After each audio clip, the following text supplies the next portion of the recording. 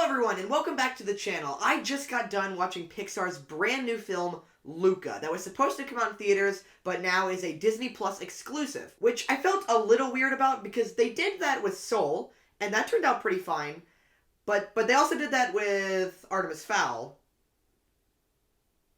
and that was less fine. But I felt like this new Pixar film was really flying under the radar because literally no one's talking about it. And on top of that, the trailers didn't really look that good, and the vibe I got is just, it kind of just looked like it lacked the usual Pixar magic. But even with all that in mind, I still went in with an open mind. After finally watching the movie, I left with very mixed feelings about it, and I really just don't know exactly how I feel about this movie yet. But I think being mixed also could make for an interesting review, so let's just go ahead and dive into the review. And dive into the review. And Luca, it's about the ocean, and I said dive in, and it's about the ocean. That's hilarious. So let's just start with the animation, because I think it's really unique and fun, and it's a lot more cartoony looking than your normal Pixar film. And especially with this movie having a lot of over-the-top and slapsticky humor, I think that animation lends itself really well to that, way better than the normal Pixar animation could have. So the animation looks unique, and I love the fact that it stands out from other Pixar films. But what doesn't stand out at all is the story, because I feel like I've seen this story told a million times before this movie. Like, this movie follows so many familiar beats to other family films, and its story that feels kind of copy and pasted with a few changes does not help the film's originality at all. And it's strange how this movie feels generic, because Pixar is literally known for being the most original animation studio out there. Like last year when I was watching Onward, I wasn't thinking, you know, the other movies where the two people try to bring back their dead dad but only resurrect his legs are way better than this one. So yeah, I was just kind of disappointed by the lack of originality, considering this is Pixar we're talking about. But then again, I'm so mixed on this movie, so let's go back to another positive. I thought this movie was really funny. And I am a great judge when it comes to comedy, because once again, I am also the funny. I am also funny. Remember that joke from earlier where I said like let's dive in and about the ocean? Like that was so funny. Jeez. I am still trying to contain myself from that joke. I mean, like dive in. The movie's about the ocean. But yeah, the humor of this movie was so great, and it made me go, a lot. But as solid as I think the jokes were in the script for this movie, the script as a whole, not so much. Like, even from the opening of this film, it feels lazy. It starts with these two fishermen going out to fish, and they're just like, oh, I don't believe in sea monsters. And then the other one's like, oh, no, I'm so scared of sea monsters. And then, shocker, a sea monster shows up. And there's a few reasons why I think that's lazy. For one, and like, you can show that they're scared of sea monsters by them just showing up. Like, it was just kind of, it was unnecessary dialogue to tell us that, in my opinion. And the second reason that that's lazy and kind of dumb is because the whole point of this town is it's designed to be a place where everyone hates and wants to kill sea monsters, but then yet we start with two people who are scared of sea monsters. What would have really made the opening good is if these people were super aggressive and tried to kill the sea monster right in the opening, because then that establishes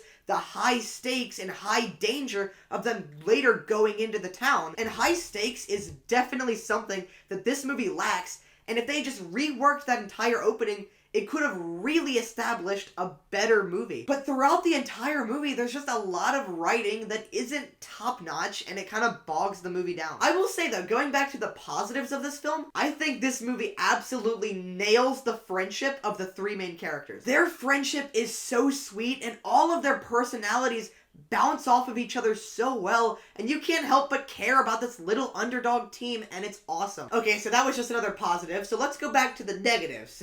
If this review had a structure, it'd be a zigzag line. But yeah, another thing I'm very mixed on is the villain. Like, they try so hard to make this guy threatening, and I I do not feel scared of this guy. Like, there's one scene where it's supposed to be all intimidating and he shows up in a dark alley and, like, punches one of them. And I was just thinking to myself, like, movie, I do not believe you, movie. These two boys could easily take this guy in a fight. I do not believe you. Heck it. Heck it, I could take him in a fight. Heck it again. I'd challenge him to a fight. That's right. Forget Logan v. Mayweather. Carter versus the bully from Luca. I'm gonna heck him up. But, like, he's way more annoying and kind of funny than he is intimidating and scary. And to be fair, I'll give the film credit. The final chase of the movie is actually pretty intense and fun. But the whole time I was thinking to myself, this would be even better if he was a more intimidating villain. But seriously, I want to fight him. Another thing that was really good about this movie was the score. Oh my goodness, the music in this movie slaps, and Chris Brown did such a good job writing it. Just to clarify, abuse is not a joke. That was just a joke. No, abuse is not a joke. No, I'm not saying abuse was the joke. I'm just saying that was just a joke. That was just a joke. Abuse is not a joke. That's just what I'm trying to say. But the music has such a fun vibe to it, and it elevates so many of the scenes. Such as the scene where Luca and Alberto fight on the beach, and it ends up leading to this really amazing betrayal scene that is so packed with emotion. And the scene on its own is already so hard-hitting, but the music just comes in and really sells it. But since this is a Pixar film, let's go ahead and talk about that emotional stuff that Pixar is so good at. But to be honest, while I was watching this movie, I didn't think I was that invested, so I didn't think that the emotions were gonna actually affect me. But man, the last 20 minutes of this movie had some surprisingly impactful emotions. I mean, like, I might have cried. A little bit. Just kidding. I'm a man. I don't cry. Maybe just a little bit. I mean, the scene where Roberto opens up about his dad, that hit me hard. The scenes where they exposed themselves in the rain to go back to save their friend, and then only for the hateful dad to step in and save them. He was my favorite character, by the way. That hit me so hard. And man, that bittersweet goodbye on the train, oh my goodness, that hit me so friggin' hard. That sounded weird. Pixar really does just have the emotional magic sometimes. And that bittersweet ending on the train just packed a hard punch. And that punch that it packed hit me so hard. That's right, I said it a fourth time. I guess the ending of this movie really did just hit me hard. There's the fifth. But actually, after filming this review and really thinking about my thoughts about it, I did like this film. Maybe it doesn't live up to Pixar's high standards, and it's not one of Pixar's best by a long shot. But in the end, it's an okay little film. I mean, I do wish the film was a lot better, but in the end, it is a sweet and fun movie. And I think I would slightly recommend it, even though I would say there's a lot better Pixar films you could watch before you watch this one. Or you can at least go watch it just to tell me what you guys think in the comments so we can at least discuss it. But I guess in the end, if I had to grade this movie, I would give it a C.